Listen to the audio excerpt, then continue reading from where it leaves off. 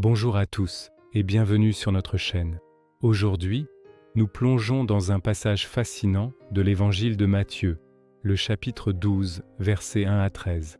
Ce texte est incroyablement riche et nous révèle une tension fondamentale entre la tradition et la véritable essence du message divin.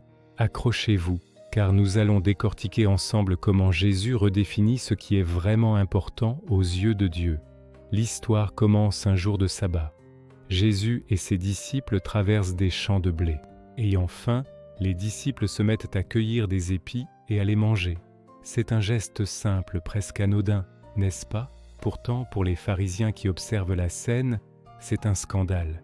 Ils s'empressent de dire à Jésus « Regarde, tes disciples font ce qu'il n'est pas permis de faire pendant le sabbat. » Ici, il faut comprendre le contexte. Pour les pharisiens, le repos du sabbat était sacré, encadré par une multitude de règles très strictes. Cueillir des épis était considéré comme une forme de moisson, donc un travail interdit.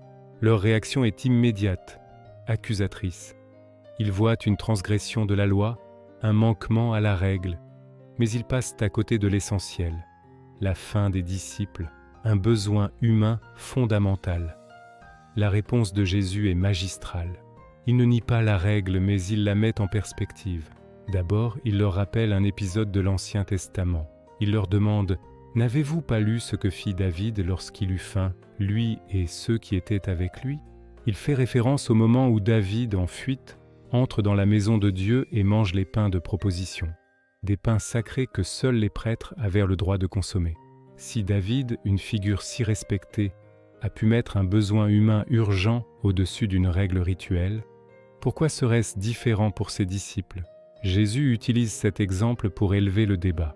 Il ne dit pas que les règles sont inutiles, mais il montre qu'elles ne sont pas absolues, surtout face à la nécessité humaine. Il souligne une hiérarchie des valeurs. La miséricorde et le bien-être des personnes priment sur le formalisme religieux. Ensuite, Jésus va encore plus loin. Il leur pose une autre question. N'avez-vous pas lu dans la loi que les jours de sabbat, les prêtres dans le temple violant le sabbat sans se rendre coupables? C'est un argument brillant. Dans le temple, les prêtres travaillent le jour du sabbat. Ils préparent les sacrifices, entretiennent le feu, ils sont en pleine activité. Pourtant, personne ne les accuse, car leur service est pour Dieu. Par cet argument, Jésus se positionne.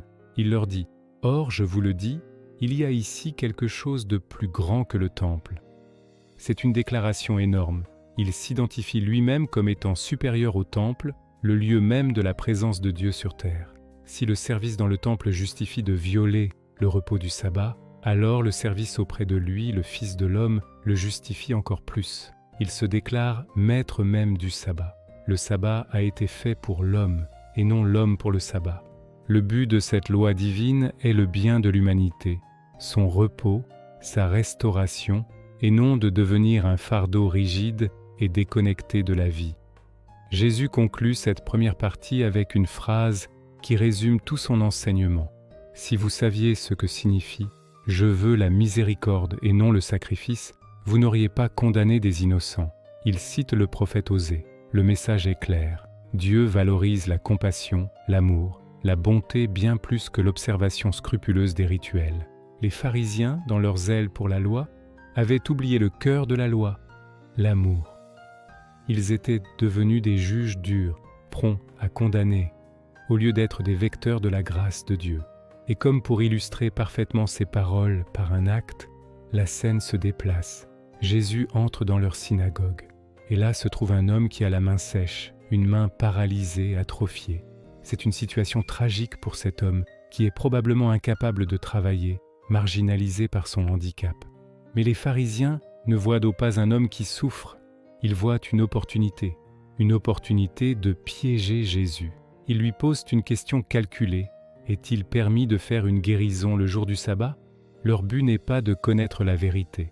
Leur but est de trouver un motif d'accusation contre lui. Si Jésus guérit, il travaille, et donc il viole le sabbat. S'il ne guérit pas, il passe pour quelqu'un sans compassion. C'est un piège diabolique. La réponse de Jésus est, une fois de plus, une leçon de sagesse et d'humanité. Il ne répond pas directement par oui ou par non. Il leur raconte une petite parabole une situation qu'ils peuvent tous comprendre. Lequel de vous, s'il n'a qu'une brebis et qu'elle tombe dans une fosse le jour du sabbat, ne la saisira pour l'en retirer? La réponse est évidente pour tout le monde à cette époque. Bien sûr qu'il sortirait à la brebis. Une brebis est un bien précieux. La laisser dans la fosse serait cruel et économiquement insensé. Personne n'hésiterait une seconde à travailler pour sauver son animal. Et c'est là que Jésus assène le coup final à leur raisonnement tordu. Combien un homme vaut-il plus qu'une brebis? C'est tellement simple et pourtant si profond. Si vous êtes prêts à enfreindre vos propres règles pour sauver un animal, pour une question de valeur matérielle, comment pouvez-vous hésiter une seule seconde quand il s'agit de restaurer la vie et la dignité d'un être humain? Cette question expose leur hypocrisie au grand jour. Ils valorisent plus leurs biens matériels et leurs traditions que la vie d'un homme créé à l'image de Dieu. Leur religion est devenue sèche, sans cœur, tout comme la main de cet homme. Après avoir réduit leur argumentation à néant, Jésus conclut logiquement: il est donc permis de faire du bien les jours de sabbat. Faire le bien n'est pas un travail, c'est l'expression même de l'amour de Dieu. C'est l'accomplissement de la loi, pas sa transgression. Puis, il se tourne vers l'homme à la main sèche. Imaginez la scène. Le silence dans la synagogue. Les pharisiens, furieux et humiliés. L'homme plein d'espoir, peut-être pour la première fois depuis des années. Jésus lui dit simplement: étends ta main. Il n'y a pas de rituel compliqué, pas de spectacle, juste une parole d'autorité et de vie. L'homme obéit, il étend sa main, et à l'instant même, elle redevient saine, comme l'autre. C'est un miracle, mais c'est plus qu'un miracle physique. C'est une démonstration vivante de tout ce que Jésus vient d'enseigner. Il ne s'est pas contenté de parler de miséricorde, il l'a pratiqué. Il n'a pas juste parlé de la supériorité de l'amour sur la règle, il l'a incarné. La réaction des pharisiens est terrible et révélatrice. Le texte nous dit qu'une fois sortis, ils tinrent conseil contre lui pour le faire périr. Ils ne se réjouissent pas pour l'homme guéri. Ils ne sont pas émerveillés par la puissance et la sagesse de Jésus. Non, leur cœur est tellement endurci qu'ils ne pensent qu'à une chose: éliminer celui qui a exposé leur fausse piété et qui menace leur autorité. Ce passage de Matthieu 12 est un véritable tournant. Il nous montre un Christ qui ne vient pas abolir la loi, mais l'accomplir dans son sens le plus profond, l'amour. Il nous invite à examiner nos propres cœurs. Sommes-nous comme les pharisiens, attachés à des règles au point d'en oublier les gens, ou sommes-nous comme Jésus, prêts à mettre la compassion et la miséricorde au centre de tout? Sommes-nous focalisés sur ce qui est interdit ou sur les opportunités de faire le bien?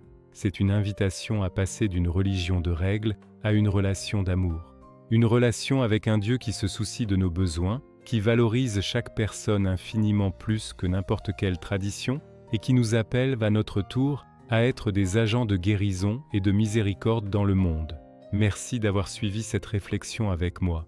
J'espère que cela vous a éclairé et encouragé. N'hésitez pas à partager vos propres pensées dans les commentaires. J'aime beaucoup vous lire. Si ce contenu vous a plu, pensez à laisser un pouce bleu et à vous abonner pour ne rien manquer de nos prochaines études. Prenez soin de vous et à très bientôt.